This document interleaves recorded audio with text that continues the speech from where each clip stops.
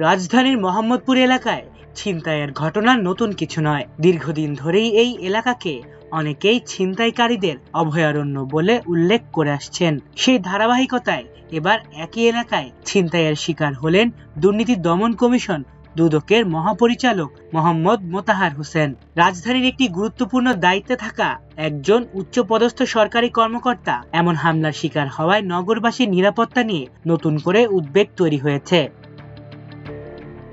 শনিবার রাতে তারাবির নামাজ শেষে হাঁটাহাঁটি করতে বের হন মোতাহার হোসেন। তিনি ঢাকার রেসিডেন্সিয়াল মডেল কলেজের পেছনে এলাকায় হাঁটছিলেন। এ সময় ৩ ছিনতাইকারী তার উপর হামলা চালায়। ধারালো অস্ত্রের ভয় দেখিয়ে তারা তার কাছ থেকে 2টি আইফোন, মানি ব্যাগ ও ঘড়ি সহ মূল্যবান জিনিসপত্র ছিনিয়ে নেয়। ছিনতাইয়ের সময় হামলাকারীরা তার কাছ থেকে আইফোনের পাসওয়ার্ড জানতে চায় এবং ভয় দেখাতে সামুরাইয়ের মতো ধারালো অস্ত্রের উল্টো দিক দিয়ে তাকে আঘাত করে। এতে তার ঘাড়ে আঘাত লাগে এবং বাম চোখে ঘুষি মেরে তাকে জখম করা হয়। পরিস্থিতির চাপে তিনি শেষ পর্যন্ত ফোনের পাসওয়ার্ড দিতে বাধ্য হন।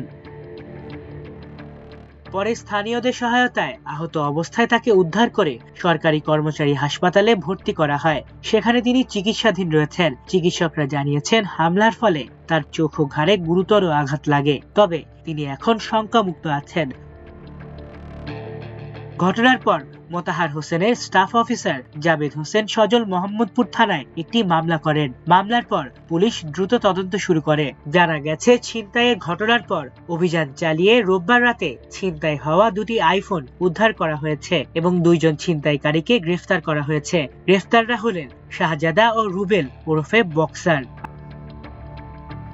পুলিশ বিভিন্ন গণমাধ্যমকে জানিয়েছে ঘটনার সঙ্গে আরো একজন জড়িত থাকতে পারে এবং তাকে ধরতে অভিযান অব্যাহত রয়েছে। ছিনতাই হওয়া অন্যান্য জিনিসপত্র উদ্ধারের চেষ্টা চলছে বলেও জানা গেছে।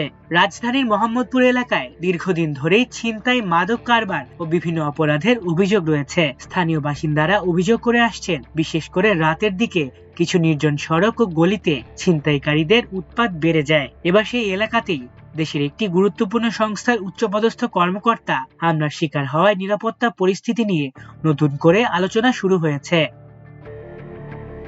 আলিফ চৌধুরী, আমার দেশ।